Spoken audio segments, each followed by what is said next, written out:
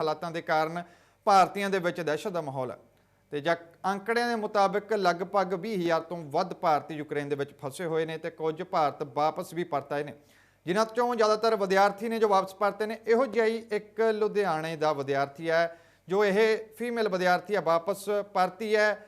ਦੱਸਿਆ ਉਸਨੇ ਕਿ ਜਿੱਥੇ ਭਾਰਤੀ ਡਰੇ ਹੋਏ ਨੇ ਉੱਥੇ ਯੂਕਰੇਨ ਦੇ ਜੋ ਸਥਾਨਕ ਨਿਵਾਸੀ ਨੇ ਉਹ ਬਹੁਤ ਜ਼ਿਆਦਾ ਡਰੇ ਹੋਏ ਨੇ।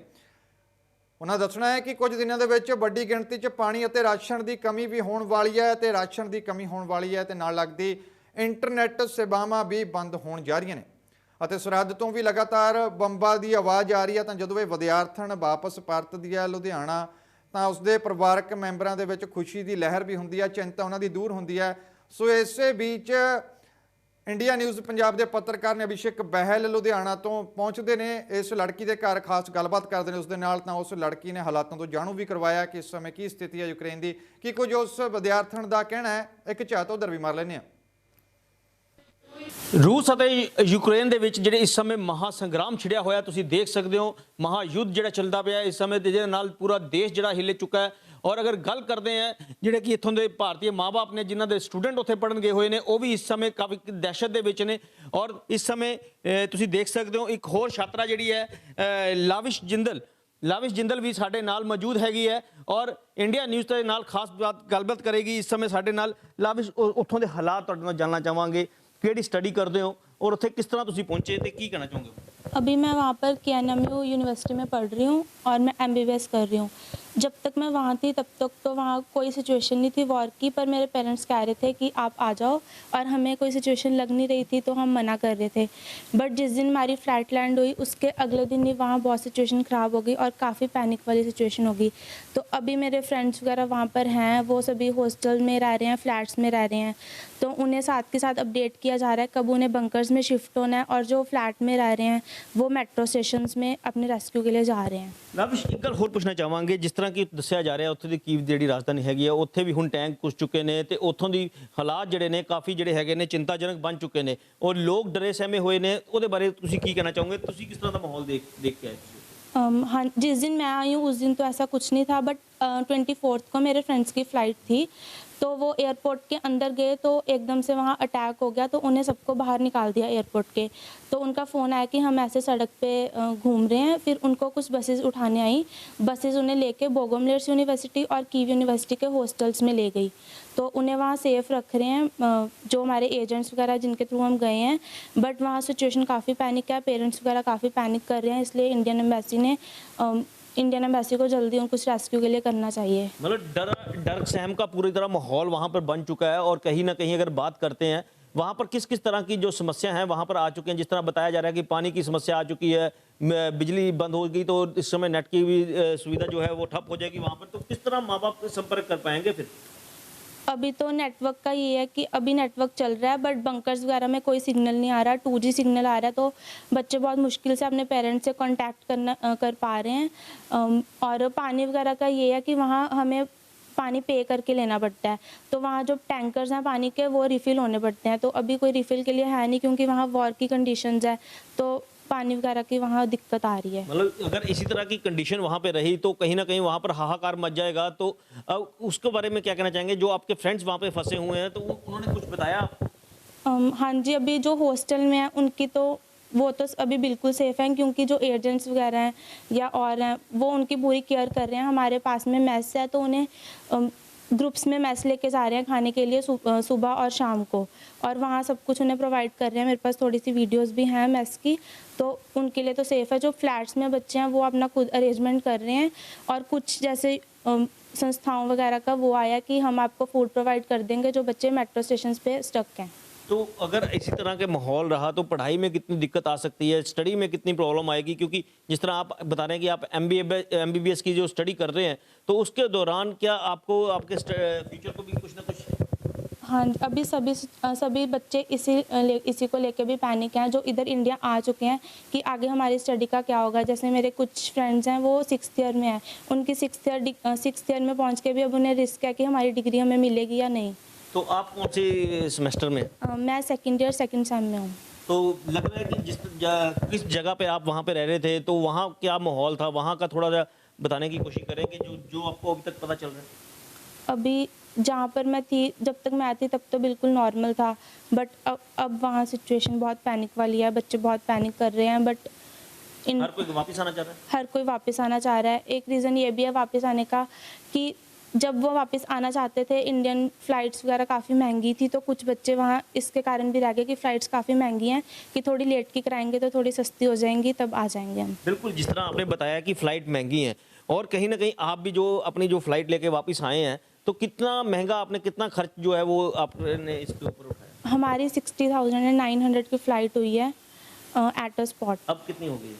अब इतना तो मुझे पता नहीं, पर 1 लाख के करीब तो पहुंच ही गई होगी। मतलब कहीं ना कहीं जो एयरलाइन वाले हैं, जो एयर टिकट्स वाले हैं, कहीं ना कहीं इस समय मन मानी का जो पैसा ऐंठ रहे हैं, ये तो बोल सकते हैं आप। जी, ये इनकी गलती है, क्योंकि बच्चे उस टाइम आ सकते थे अगर फ़्लाइट्स के रेट बिल्कुल ठीक होते, जेन्युइन होते, क्योंकि कई बच्चे अफोर्ड नहीं कर सकते इतने महंगी फ़्लाइट्स।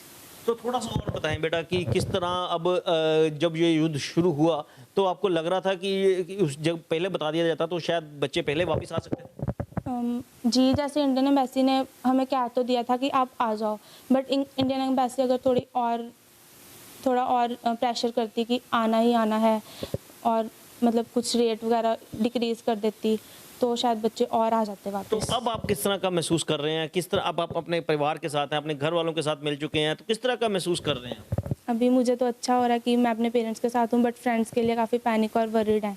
तो बात होती है उनके साथ? हाँ जी, फ्रेंड से बात हो रही है, जब जब उन्हें नेटवर्क मिलता है तो वो कांटेक्ट कर रहे हैं कि हम सेफ़ हैं। तो ਇਹ ਸੀ ਸਾਡੇ ਨਾਲ ਲਾਵਿਸ਼ ਤੇ ਜਿਨ੍ਹਾਂ ਨੇ ਆਪਣੀ ਉੱਥੋਂ ਦੀ ਹੱਡਬੀਤੀ ਦੱਸੀ ਹੈ ਤੇ ਅਸੀਂ ਇਹਨਾਂ ਦੇ ਮਾਪੇ ਨਾਲ ਵੀ ਗੱਲ ਕਰਨਾ ਚਾਹਾਂਗੇ ਕਿ ਉਹਨਾਂ ਨੂੰ ਕਿੰਨੀ ਮੁਸ਼ਕਲ ਹੋਈ ਇੱਥੇ ਤੱਕ ਆਪਣੀ ਬੇਟੀ ਨੂੰ ਲੈ ਕੇ ਆਉਣ ਲਈ। ਉਹ ਹੁਣ ਸਾਡੇ ਨਾਲ ਲਾਵਿਸ਼ ਦੇ ਮਾਤਾ ਜੀ ਸਾਡੇ ਨਾਲ ਮੌਜੂਦ ਨੇ। ਮਾਤਾ ਜੀ ਸਵਾਗਤ ਹੈ ਤੁਹਾਡਾ ਇੰਡੀਆ ਨਿਊਜ਼ ਤੇ। ਲੇਕਿਨ ਅਗਰ ਗੱਲ ਕਰੀਏ ਕਿ ਹੁਣ ਅੱਜ ਤੁਸੀਂ ਆਪਣੀ ਬੇਟੀ ਤੁਹਾਡੇ ਨਾਲ ਹੈ, ਕਿੰਨੇ ਮੁਸ਼ਕਲ ਹੋਈ ਸੀ ਜਦੋਂ ਤੁਹਾਡੀ ਇਹ ਲਾਵਿਸ਼ ਉੱਥੇ ਸੀ? सर जब वो बच्चे वहाँ पे, तो हमें इतना डर का माहौल था कि हमारे बच्चों के साथ क्या होगा, यहाँ पर कैसे पहुँचेंगे। हमारा तो बहुत ज़्यादा बुरा हाल हो रहा था और हम सभी से कांटेक्ट भी कर रहे थे। सभी पेरेंट्स ऐसे ही बोल रहे थे कि टिकट्स वगैरह बहुत महंगी हो गई हैं, कई मतलब अफोर्ड भी नहीं कर सकते बच्चों को, और सस्ते के चक्कर में लेट ले रहे थे। और मैं तो भगवान का शुक्र अदा करती हूँ कि मेरे बच्ची मेरे पास है, और बहुत ज़्यादा हमने रिलीफ फील किया जब मेरी बच्ची मतलब मेरे ये पास कहते है। थे कि कहीं आपने पैसे की परवाह ना की और अपने बच्चे की परवाह करते हुए फटाफट अपने बच्चे को वापस बुलाने की एक जिम्मेवारी निभाई। हाँ जी, हमारे बच्चे तो बोल रहे थे कि मम्मा टिकट्स वगैरह बहुत महंगी हैं, हम कैसे आए हैं। तो हमने बोला कि आपकी जान से बढ़ के हमें कुछ भी नहीं है, जैसे मर्जी हो हम बुलवाएंगे आपको, और बच्चों के आगे तो हमें कुछ भी नहीं। हमने तो जैसे तैसे अपने बच्चों को बुलाया। ਤੇ ਬਾਕੀ ਜਿਹੜੇ ਬੱਚੇ ਉੱਥੇ ਫਸੇ ਹੋਏ ਆ, ਤੁਸੀਂ ਉਹਨਾਂ ਵਾਸਤੇ ਕਿਸ ਤਰ੍ਹਾਂ ਦੀ ਪ੍ਰੇ ਕਰ ਰਹੇ ਹੋ, ਕਿਸ ਤਰ੍ਹਾਂ ਦੀ ਦੁਆ ਕਰ ਰਹੇ ਹੋ? ਤੁਹਾਡੇ ਜਿਹੜੇ ਸਾਡੇ ਨਾਲ ਤੁਹਾਡੇ ਬੇਟੀ ਵੀ ਤੁਹਾਡੇ ਨਾਲ ਮੌਜੂਦ ਸੀ। हाँ जी, हम उनके लिए बहुत बहुत ज़्यादा वरीड हैं। उनके पेरेंट्स बहुत ज़्यादा पैनिक हो रहे हैं। इसकी एक फ्रेंड है, उसकी मदर तो हॉस्पिटलाइज भी हो गए हैं। वो इतने मतलब डिप्रेशन में है ना, मतलब सोच नहीं सकते आप। हम कल को उनके घर पे भी गए थे, उनको बोल के भी आए कि कोई बात नहीं, इंडियन एम्बेसी उनको सब कुछ आपके बच्चों को यहाँ पे सही सलामत भेजेगी। बट पेरेंट्स की तकलीफ़ तो आप समझ ही सकते हो कितनी होती है। तो हम तो उनके लिए बहुत ज़्यादा वरीड हैं कि सही सलामत सभी बच्चे अपने घर पे वापसी हों उनकी। और इंडियन गवर्नमेंट से भी हम बोल रहे हैं कि वो भी जल्दी से जल्दी बच्चों को वैक्यूएट करके इंडिया वापस लेके आए, ताकि उनके माँ बाप की भी चिंता ख़त्म हो। और हम तो अपनी बच्ची के लिए बहुत ही ज़्यादा खुश हैं और भगवान का शुक्र करते हैं कि हमारा बच्चा हमारे पास आ गया है। ਸੋ ਇਹ ਸੀ ਸਾਡੇ ਨਾਲ ਲਾਵਿਸ਼ ਦੇ ਮਾਤਾ ਪਿਤਾ ਦੇ, ਜਿਨ੍ਹਾਂ ਨੇ ਦੱਸਿਆ ਕਿ ਉਹਨਾਂ ਦੀ ਬੱਚੀ ਅੱਜ ਉਹਨਾਂ ਦੇ ਯੂਕਰੇਨ ਤੋਂ ਜਿਹੜੀ ਹੈਗੀ ਹੈ ਸਹੀ ਸਲਾਮਤ ਉਹਨਾਂ ਦੇ ਕੋਲ ਪਹੁੰਚ ਚੁੱਕੀ ਹੈ। ਲੇਕਿਨ ਜਿਹੜੇ ਉੱਥੇ ਬੱਚੇ ਇਸ ਸਮੇਂ ਫਸੇ ਹੋਏ ਨੇ, ਉਹਨਾਂ ਵਾਸਤੇ ਵੀ ਉਹ ਦੁਆ ਕਰਦੇ ਪਏ ਨੇ, ਕਿਉਂਕਿ ਦੱਸਿਆ ਜਾ ਰਿਹਾ ਕਈ ਬੱਚਿਆਂ ਦੇ ਮਾਂ-ਬਾਪ ਜਿਹੜੇ ਹੈਗੇ ਨੇ ਡਿਪਰੈਸ਼ਨ 'ਚ ਜਾ ਚੁੱਕੇ ਨੇ। ਤੇ ਹੁਣ ਦੇਖਣ ਵਾਲੀ ਗੱਲ ਹੈ ਕਿ ਇਹ ਜਿਹੜੀ ਇੰਡੀਅਨ ਗਵਰਨਮੈਂਟ ਹੈ ਉਹ ਕਿਸ ਤਰ੍ਹਾਂ ਦੀ ਉਹਨਾਂ ਨਾਲ ਗੱਲ ਕਰਦੀ ਹੈ, ਜਾਂ ਉਹ ਜਿਹੜੇ ਉੱਥੇ ਭਾਰਤੀ ਫਸੇ ਹੋਏ ਨੇ ਬੱਚੇ, ਉਹਨਾਂ ਨੂੰ ਜਿਹੜਾ ਵਾਪਸ ਲਿਆਉਣ ਲਈ ਕਿਸ ਤਰ੍ਹਾਂ ਦੇ ਜਿਹੜੇ ਹੈਗੇ ਉਹਨਾਂ ਵੱਲੋਂ ਯਤਨ ਕੀਤੇ ਜਾਂਦੇ ਨੇ। ਇਹ ਤਾਂ ਆਉਣ ਵਾਲਾ ਸਮੇਂ ਦੱਸੇਗਾ। ਲੇਕਿਨ ਇਸ ਸਮੇਂ ਜਿਹੜਾ ਯੁੱਧ ਚੱਲ ਰਿਹਾ ਯੂਕਰੇਨ ਤੇ ਰੂਸ ਦੇ ਵਿੱਚ, ਉਹ ਇਸ ਸਮੇਂ ਕਿਤੇ ਨਾ ਕਿਤੇ ਮਹਾ ਸੰਗਰਾਮ ਦੇ ਰੂਪ ਧਾਰਨ ਕਰ ਚੁੱਕਾ ਹੈ। ਔਰ ਤੁਸੀਂ ਦੇਖ ਸਕਦੇ ਹੋ ਕਿ ਲਗਾਤਾਰ ਕੀਵ ਦੇ ਵਿੱਚ ਵੀ ਉਹਨਾਂ ਦੇ ਜਿਹੜੇ ਟੈਂਕ ਹੈ ਉਹ ਕੁੱਸ ਚੁੱਕੇ ਨੇ। ਤੇ ਹੁਣ ਦੇਖਣ ਵਾਲੀ ਗੱਲ ਹੈ ਕਿ ਕਦ ਤੱਕ ਇਹ ਯੁੱਧ ਤੋਂ ਜਿਹੜਾ ਹੈਗਾ ਨਿਜਾਤ ਜਿਹੜਾ ਹੈਗਾ ਪਾਇਆ ਜਾਂਦਾ ਹੈ। ਲੁਧਿਆਣਾ ਤੋਂ ਅਭਿਸ਼ੇਕ ਬੈਲ ਦੇ ਨਾਲ ਸੰਜੀਵ ਕੁਮਾਰ, ਇੰਡੀਆ ਨਿਊਜ਼ ਪੰਜਾਬ। ਤਾਂ ਗੱਲ ਵੱਧਦੀ ਆਖਰਕਾਰ ਜੰਗ ਤੱਕ ਪਹੁੰਚ ਗਈ ਹੈ। ਯੁੱਧ ਹੁਣ ਯੂਕਰੇਨ ਤੇ ਰੂਸ ਵਿਚਾਲੇ ਚੱਲ ਰਿਹਾ।